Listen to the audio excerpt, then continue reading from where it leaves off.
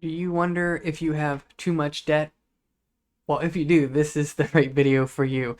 Hi, my name is Alex, and in this video, we're going to be looking at how much debt is okay.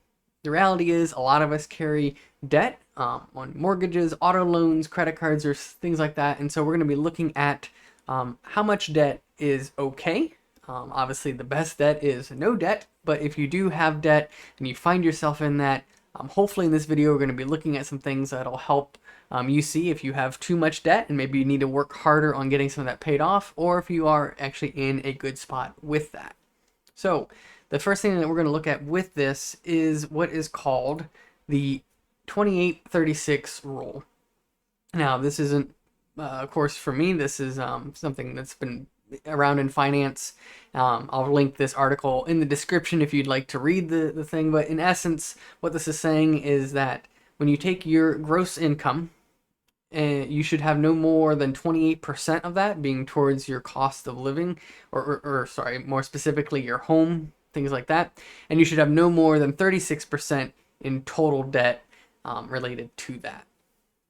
So that's what we're going to be looking at, is using this rule in our video here. We're going to be looking at a calculator in just a moment to actually look at how you would calculate this out.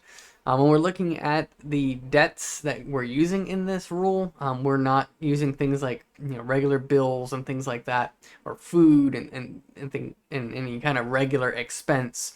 In the home cost, the 28%, what we're looking at is your mortgage, taxes, insurance, if you have an HOA, anything like that is going to be kind of your cost, your debt to your housing. And then the 36%, which is an extra 8% on top of your housing, that amount is going to be things like auto loans, installment loans. So something like you had to replace the air conditioner on your house and you're making a monthly payment towards that. Credit card debt, and not credit card debt that you're paying off in full each month, but debts that you're trying to get caught up on, things like that. So that's kind of what we're looking at. This is looking at how much debt do you have that you're making, and how does the monthly payments towards that debt relate to your total income. And so when you're looking at your income here with this, you are using your gross income, which is your income before taxes, before insurances. So it's a lot easier to get that number. If you're paid a salary per year, it's that number divided by 12. There's your monthly amount. If you're paid hourly and it varies, you might just need to average that out on how much on average you make in a year or in a month, and figure it out that way. So let's jump into an example here. So this is a debt to income worksheet that I put together using those percentages, giving a couple fields that we can mess around with to kind of see what this would look like in some real world examples. So the annual gross income in this instance here, we put $52,000. We put a mortgage payment here, which all these payments in this column here are monthly except for the 3 that would be annual. We're going based upon an annual income, and then taxes, insurances would be annual. If they are rolled into your mortgage, then like with an escrow payment, you would not need to keep these separated. So that's all noted here, but in this case, we're assuming mortgage payment is separate from the taxes, or even if it is escrowed, you could still break it out this way if you just wanted to see it broken out. But in essence, these first 3 charges here become your housing cost. And so we can see in this case here, if we take our mortgage payment plus these 2 numbers divided by 12, because we're only looking at per month, it adds up to $1,666.67, which would be 38% of this income, which would be higher than the recommended amount. And then when we look at these hypothetical other numbers, an automotive loan, some installment loans, and again, like I said, installment loans that could be paying off a debt that you got buying appliances. It could be, a loan that you got for repairs on a house.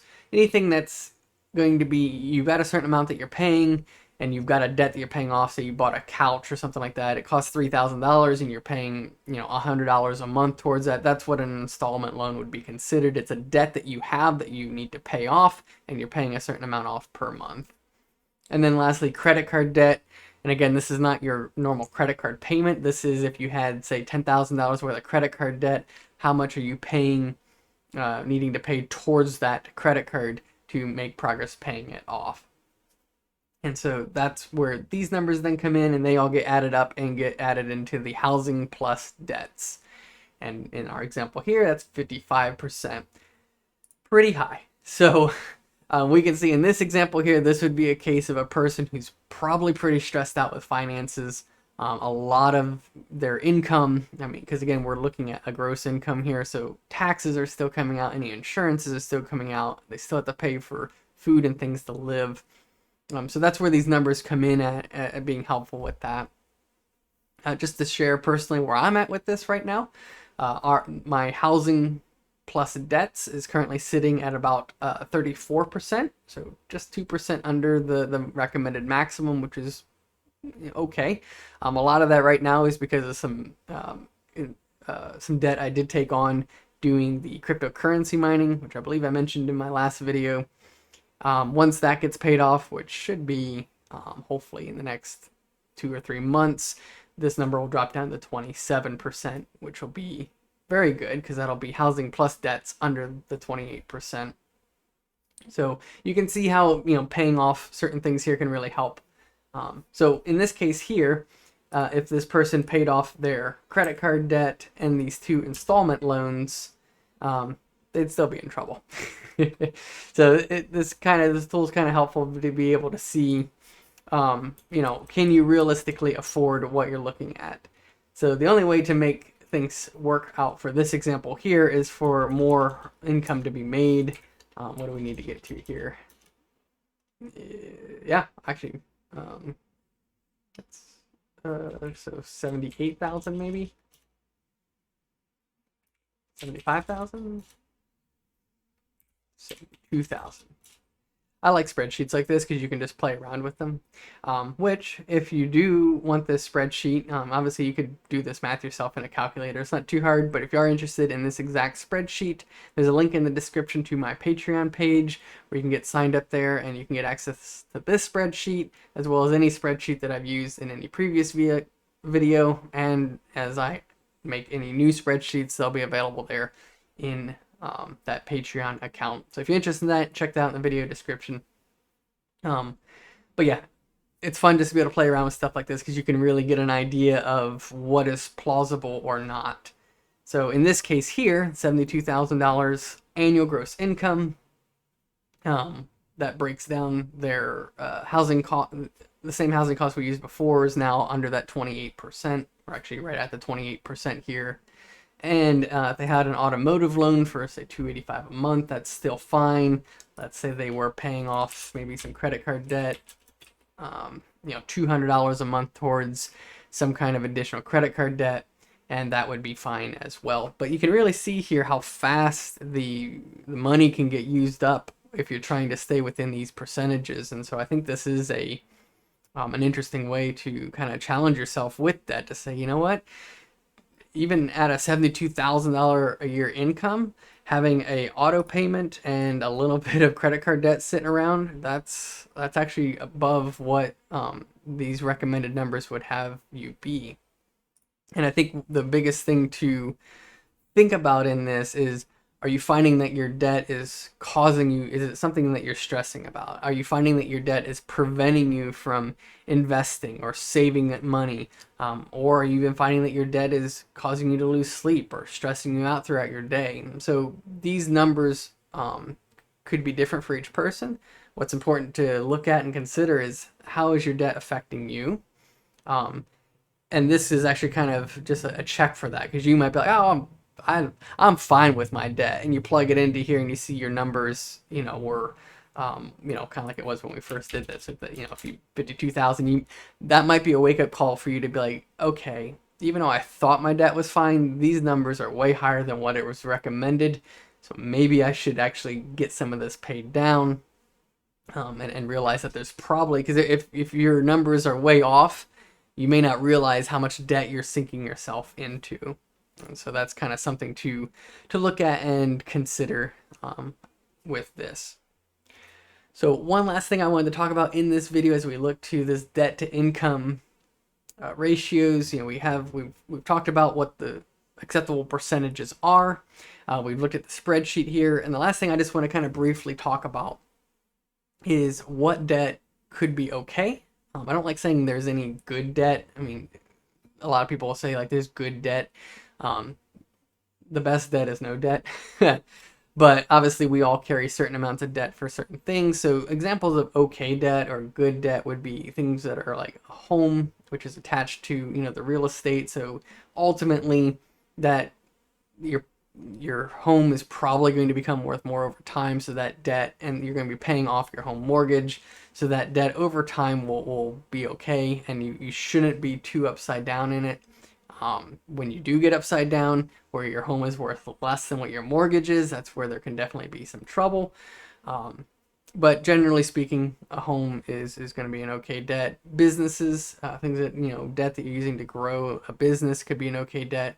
And then things like education and college, although frustrating debt, is a debt hopefully that's being used to further your education and things in your life.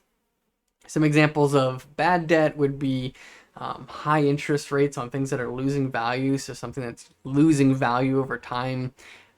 Credit card debt. Obviously, whatever you purchase on that credit card isn't secured to that item in any way. So that is debt that is your responsibility to pay off. And most likely the thing that you bought with it has already lost its value.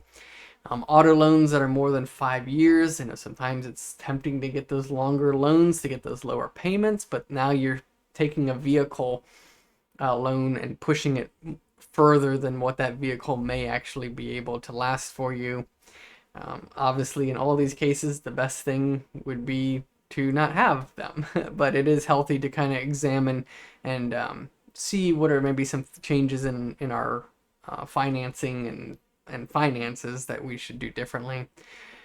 And then lastly, some examples of debt that is just not good in any perspective. It's almost a deadly debt is payday loans or loans that have extremely high APRs, 30, 36% loan rates, to where you're losing so much money and getting that advance, and it's going to be very hard to get that paid off, and you're going to be paying a ton of money in interest out.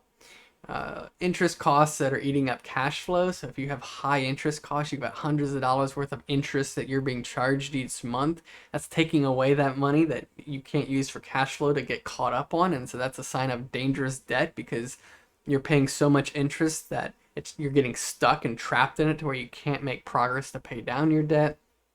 And along the same lines, debt that's not going down. If you have a credit card and it's been sitting at $10,000 for years, or it's been slowly going up over the past couple years, that is a deadly debt, because it means that you're slowly taking on more debt. You're not making progress against it.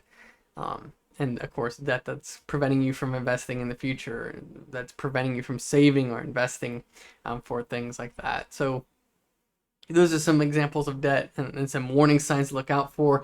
These numbers are great, can kind of help you see if you're in a healthy spot or not, but you also need to be on the lookout for, is the debt that I have growing or shrinking? And if it's shrinking, that's great. That means you're making progress getting that stuff paid down. If it's staying the same and you're making regular payments, or worse, if it's growing and you're making regular payments, then that means you've got a problem that you need to look at attacking more directly to pay off that debt. So I hope some of these thoughts were helpful as we kind of look through that. This was actually really interesting for me, learning about this method, the 2836. First time I actually had seen those percentages, so that was actually kind of neat to do on my own finances. Would highly encourage you to stop, take some time, and just see where those percentages are for you, to see if you feel like you're in a healthy spot or not.